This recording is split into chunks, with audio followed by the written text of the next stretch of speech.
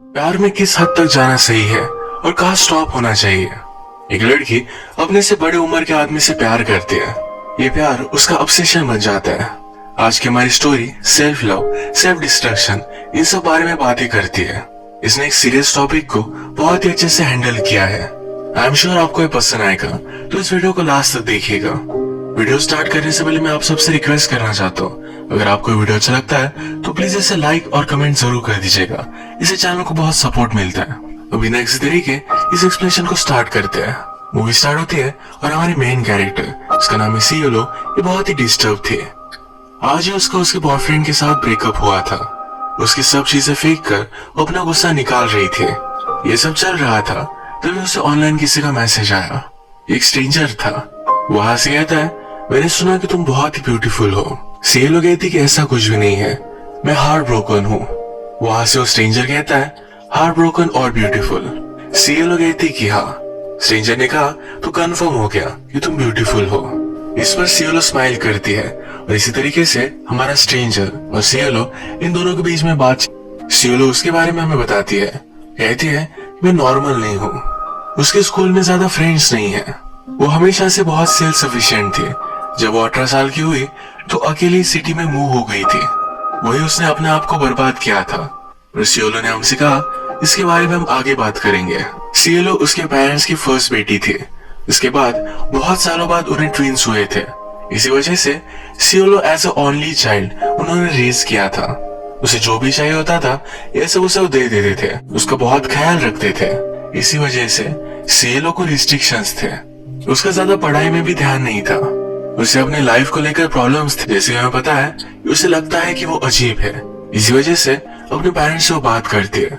मैं कहती है, मुझे साइकोलॉजिस्ट के पास जाना है। सभी इंडियन पेरेंट्स की तरह ये दोनों भी इसे ज्यादा सीरियसली नहीं लेते। सियोलो और स्ट्रेंजर इन दोनों के बीच में बहुत सारी कन्वर्सेशन ऑनलाइन ही स्टार्ट हो गई।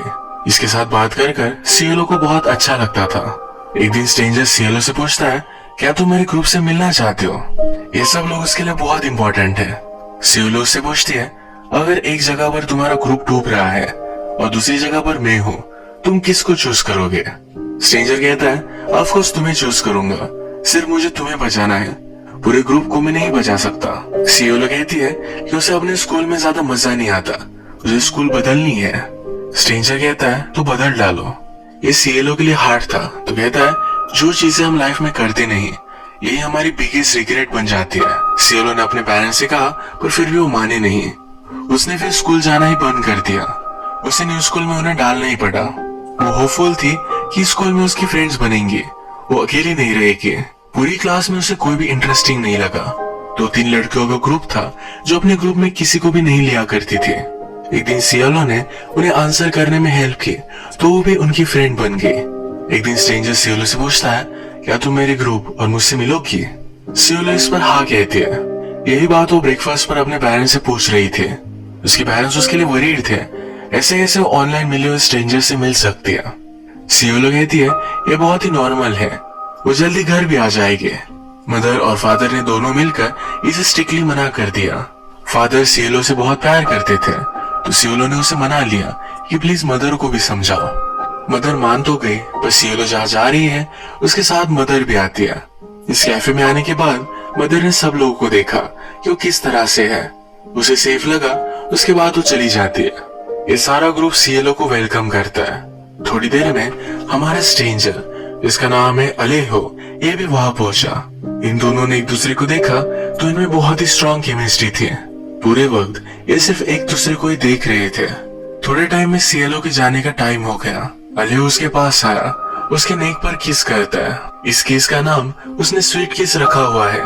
उनके कन्वर्सेशन में भी बहुत बार उसने यूज किया था। यहाँ पर सियोलो की मदर उसे पिकअप करने के लिए फिर से वापस आ गई, तो उसे उसके साथ जाना पड़ता है।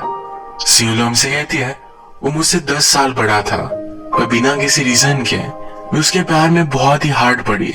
सियोलो बिलीव नहीं कर पाती। अलेहो इतना हैंडसम है, पर फिर भी उसकी कोई भी गर्लफ्रेंड नहीं। उसे लिखती है कि दिन रात वो उसके बारे में सोचती रहती है। वो उससे फिर से मिलना चाहती थी। इन्होंने मिलने के लिए एक जगह डिसाइड की। उसने पेरेंट्स से कहा कि मैं मेरी फ्रेंड्स के साथ जा रही हूँ, रात भर वो वही रुकेगी। फिर वो अलेहो से मिली।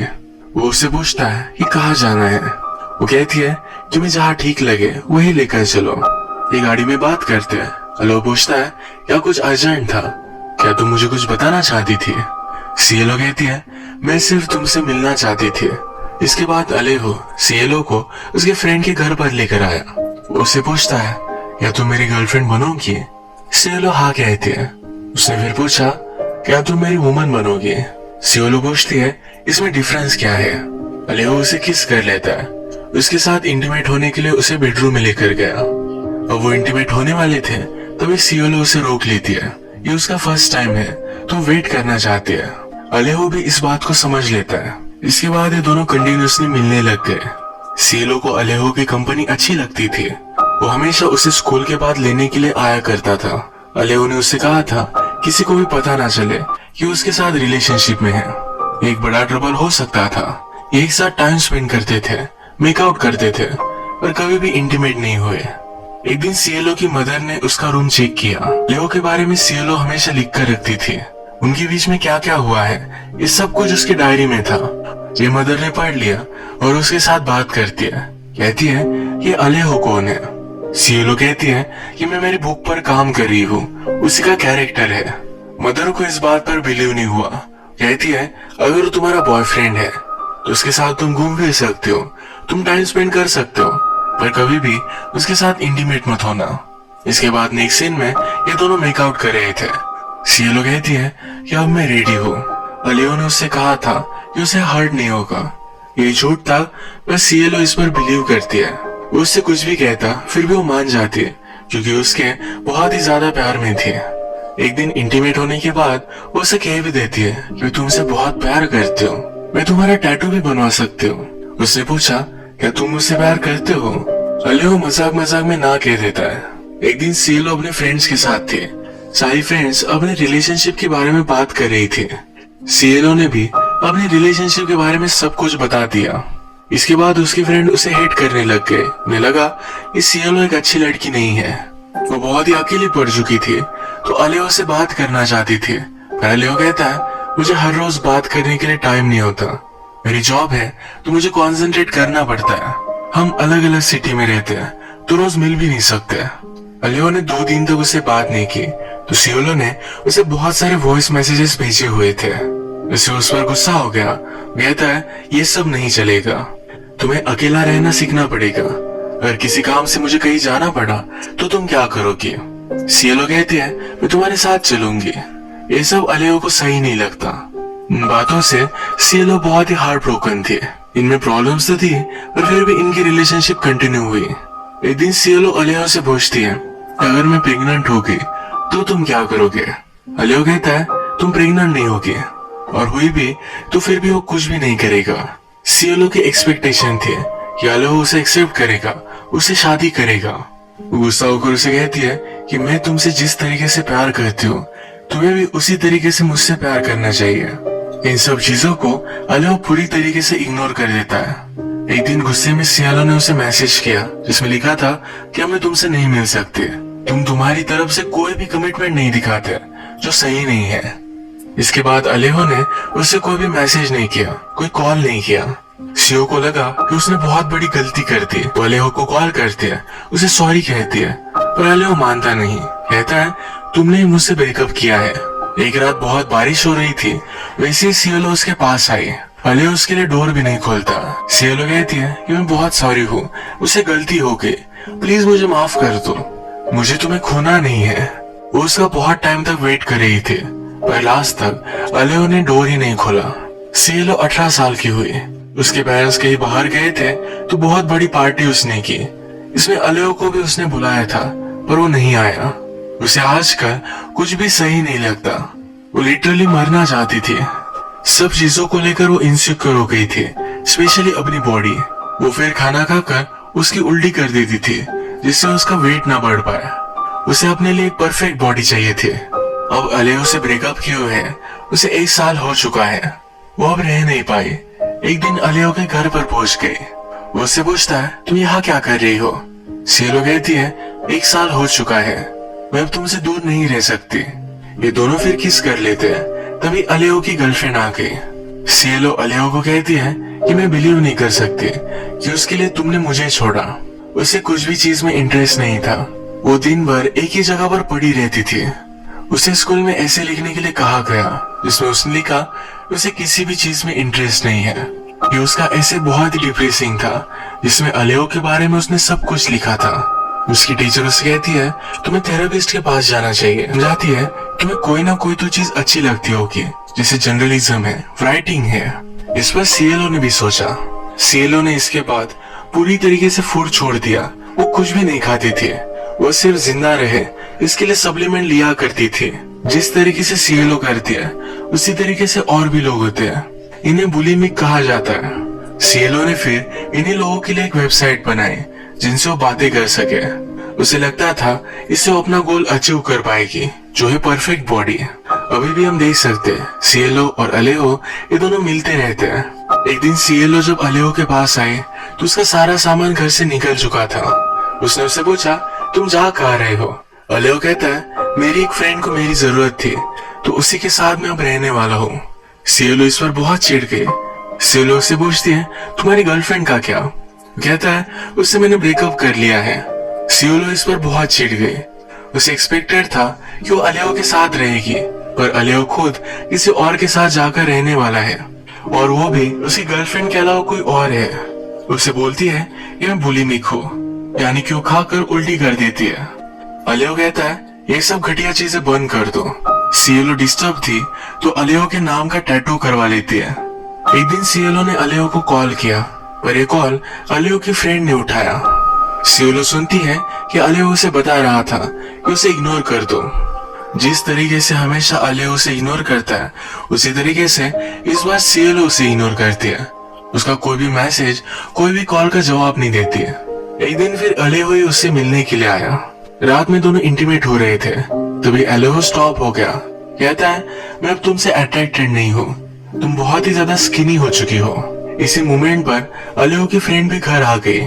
सुबह होने पर हम देखते हैं सीएलओ, अलेओ और उसके फ्रेंड ये सब मिलकर ब्रेकफास्ट कर रहे थे।